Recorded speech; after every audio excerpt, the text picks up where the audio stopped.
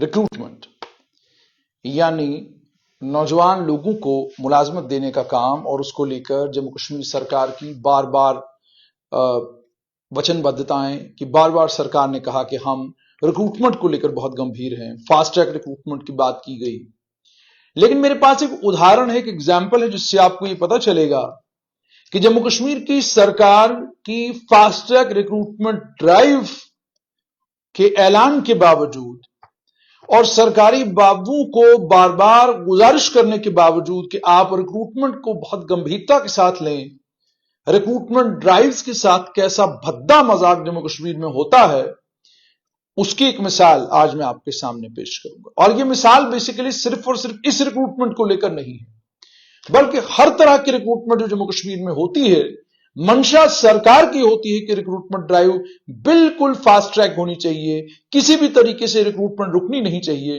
लेकिन बाबू क्या करते हैं वो जरा ध्यान से सुनिएगा। और बाबू को कतई ये मतलब नहीं है कि ये सिर्फ आईएएस जेकेएस ये वो है, बल्कि क्लर्क जो नीचे दफ्तर में बैठा है वो भी एक बाबू है, सेक्शन अफसर, इन सब के हाथों से ये रिक्रूटमेंट ड्राइव निकलती है।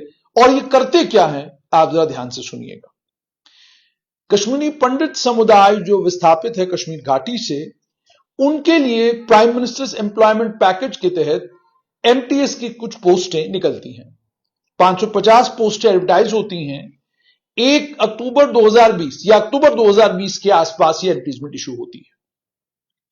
और अक्टूबर 2020 में से एडवर्टीजमेंट की इशू होने के बाद इम्तिहान होता है। 10 अक्टूबर 2021 को एक सिलेक्शन लिस्ट निकलता है। इस लिस्ट के निकलने के बाद जाहिर सी बात है रिक्रूटमेंट मुकम्मल हो जाती है। और ये बहुत सारे लोग जो नीचे लिख रहे हैं क्लास 4th वेटिंग लिस्ट, मैं उसी वेटिंग लिस्ट की बात कर रहा हूं। लेकिन ये वेटिंग लिस्ट कश्मीरी पंडित समुदाय के लिए जो प्रधानमंत्री का पैकेज है उस पैकेज से जुड़ा हुआ है। अब आप ध्यान से सुनिएगा कि 550 पोस्टों के लिए सिलेक्शन होती है और 464 ऑर्डर एक साल में इशू किए जाते हैं। और 464 ऑर्डर इशू करने का मतलब यह हो गया कि लगभग 86 के करीब करीब पोस्टें खाली हैं उस वक्त, जिस वक्त साल मुकम्मल हो जाता है। एक साल के अंदर अंदर वेटिंग लिस्ट का वक्त भी खत्म हो जाता है और कानूनी तौर पर यह माना जाता है कि इसके बाद अब इस लिस्ट को ऑपरेट नहीं किया जा सकता। वेटिंग लिस्ट को इस पूरे दौरान में ऑपरेट नहीं किया जाता।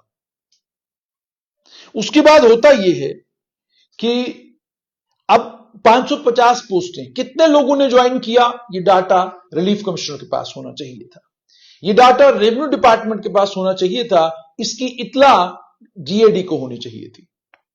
लेकिन जीएडी, रेवेन्यू डिपार्टमेंट, इन तमाम डिपार्टमेंटों ने कहा केवल 36 पोस्टें हैं जो हमारे पास खाली हैं, वैकेंट हैं, जिनके अगेंस्ट हम वेटिंग लिस्ट को ऑपरेट करेंगे। और यह भी कब पता चला? नवंबर 2022 में, जब एस्पिरेंट्स ने ही यह डाटा रेवेन्यू डिपार्टमेंट को दिया। और उसके बाद यह भी पता चला कि लिस्ट जो वेटिंग लिस्ट के लिए 36 लोगों के लिए की जो लिस्ट है वो वेरिफिकेशन के लिए रिलीफ कमिश्नर को भेजी गई। वेरिफिकेशन कंप्लीट होती है और रिलीफ कमिश्नर के दफ्तर पहुंचती है। और जब ये वेरिफिकेशन मुकम्मल होती है तो रेवेन्यू डिपार्टमेंट के पास जब ये बच्चे जाते हैं तो वो कहते हैं कि भाई आपकी वेरिफिकेशन तो हो गई, लेकिन आपकी लिस्ट एक्सपायर हो चुकी है। अब जब ये कहते हैं कि ये लिस्ट आपकी एक्सपायर हो चुकी है तो ये बच्चे इस लिस्ट को लेकर थोड़ा एजिटेट करते हैं और आरटीए डालते हैं। और आरटीए में इनको जवाब में यह पता चलता है कि वेटिंग लिस्ट खाली पोस्टें जो हैं वो 36 नहीं बल्कि 115 के करीब करीब हैं। आप ध्यान से सुनिएगा, यानी डिपार्टमेंट को ये डिपार्टमेंट कहता है कि हमारे पास कुछ 36 पोस्टें खाली हैं, और जब आरटीए डाली जाती है तो पता चलता है कि 36 नहीं 115 पोस्टें हैं जो खाली हैं। और उन 115 पोस्टों के अगेंस्ट जो वेटिंग लिस्ट में बच्चे हैं उन्हें कंसिडर करना है। ध्यान से सुनिएगा कि ये 2020 अगस्त सितंबर में ये रिक्रूटमेंट शुरू हुई है और साल 2024 के सितंबर अक्टूबर में इन 115 बच्चों को की वेरिफिकेशन का प्रोसेस तब शुरू होता है जब यह मामला लेफ्टिनेंट गवर्नर मनोज सिन्हा के दफ्तर पहुंचता है। उन्हें जब इस बात का पता चलता है और बच्चे कहते हैं कि जी जो रिलीफ कमिश्नर का दफ्तर है, जो रेवेन्यू डिपार्टमेंट है, उनके पास जानकारी पूरी नहीं है, 115 पोस्टें खाली हैं, उनके अगेंस्ट वेटिंग लिस्ट को ऑपरेट करना है, वो कर नहीं रहे हैं। उसके बाद जाकर जब राजभवन इसमें इंटरवीन करता है और वो कहता है कि आप दोबारा से चेक करिए कितनी पोस्टें खाली हैं और उन पोस्टों के अगेंस्ट वेटिंग लिस्ट को ऑपरेट कीजिए, तब जाकर जब डिपार्टमेंट दोबारा से खंगालना शुरू करता है, तब जाकर डिपार्टमेंट को पता चलता है कि पोस्टें 36 नहीं 115 हैं और उसके बाद जाकर उनकी वेरिफिकेशन होती है। अब यानी साल 2020 अक्टूबर में जो रिक्रूटमेंट शुरू हुई, 4 साल के बाद साल 2024 के अक्टूबर में वो रिक्रूटमेंट की वेटिंग लिस्ट ऑपरेट हो रही है और वेरिफिकेशन शुरू होकर इसमें बेशतर स्टूडेंट्स की वेरिफिकेशन, एस्पिरेंट्स की वेरिफिकेशन हो चुकी है और वेरिफिकेशन होने के बावजूद अभी तक अपॉइंटमेंट ऑर्डर्स इशू नहीं किए गए हैं। अब आप ध्यान से सुनिएगा, 115 पोस्टें, 115 बच्चों की वेटिंग लिस्ट ऑपरेट होनी है। यह फाइल एलजी के दफ्तर 4 बार गई, जीएडी 18 बार यह फाइल गई है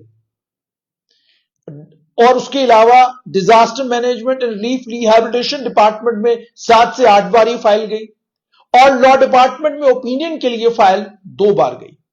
और अगर आप कुल ये सारा मिलाएंगे तो 32-34 बार ये फाइल इधर उधर घूमी है। तो इससे आप अंदाजा लगाइए कि सरकार के सरकारी बाबू कितने गंभीर हैं रिक्रूटमेंट को लेकर कि इस रिक्रूटमेंट को मुकम्मल करने में 4 साल लग गए हैं और अभी भी ये रिक्रूटमेंट मुकम्मल नहीं हुई है। अभी भी रेवेन्यू डिपार्टमेंट ने 115 बच्चों में से जिनकी वेरिफिकेशन मुकम्मल हो गई है, एक भी बच्चे का अपॉइंटमेंट ऑर्डर इशू नहीं किया है। 4 साल गुजर गए हैं। अब बताइए इसमें लेफ्टिनेंट गवर्नर का दफ्तर क्या करे? अब बताइए इसमें मुख्यमंत्री का दफ्तर क्या करे? क्या करेंगे ये इंस्टीट्यूशंस? यानी जिनके जिम्मे काम था वो लोग अगर इस रफ्तार पर काम कर रहे हैं कि 4 साल में, 4 साल के बाद भी अभी तक एमटीएस की वेटिंग लिस्ट ऑपरेट नहीं हुई है, एमटीएस की वेटिंग लिस्ट के अगेंस्ट लोगों को लगाया नहीं गया है, तो बताइए कोई इसमें करेगा क्या? अब जाहिर सी बात है जो टॉप पर लोग बैठे हैं वो नीचे आकर ढूंढेंगे तो नहीं कि अंदर चल क्या रहा है। लेकिन यहां पर इससे साफ तौर पर एक उदाहरण मिलता है कि जो रिक्रूटमेंट साल 2020 में शुरू हुई वो 2024 में जाकर भी अभी तक मुकम्मल नहीं हुई और आज भी हालत यह है कि अभी भी रेवेन्यू डिपार्टमेंट का क्लरिकल स्टाफ इसको लेकर इतना गंभीर नहीं है जितना गंभीर रेवेन्यू स्टाफ को होना चाहिए था, जितना गंभीर सरकार को होना चाहिए था।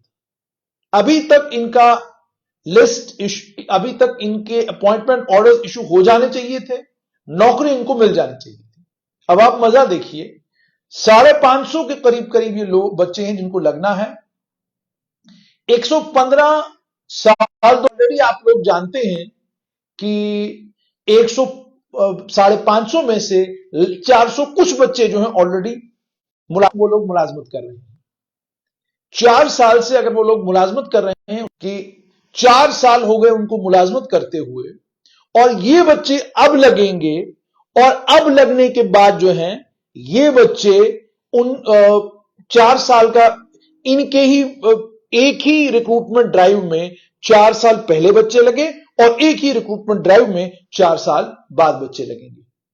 ये सूरत है जम्मू कश्मीर की वेटिंग लिस्ट की, जिसको लेकर जब मैंने एक बार कहा था कि वेटिंग लिस्ट जम्मू कश्मीर की सबसे बड़ी परेशानी है, बहुत सारे लोगों को बात बहुत चुभी थी, लेकिन वो सच था कि राजनीतिक लोग जज्बातों में फैसले ले लेते हैं लोगों को खुश करने के लिए, बाद में वो फैसले जो हैं बच्चों पर और जो एस्पिरेंट्स होते हैं उन पर बहुत भारी पड़ते हैं।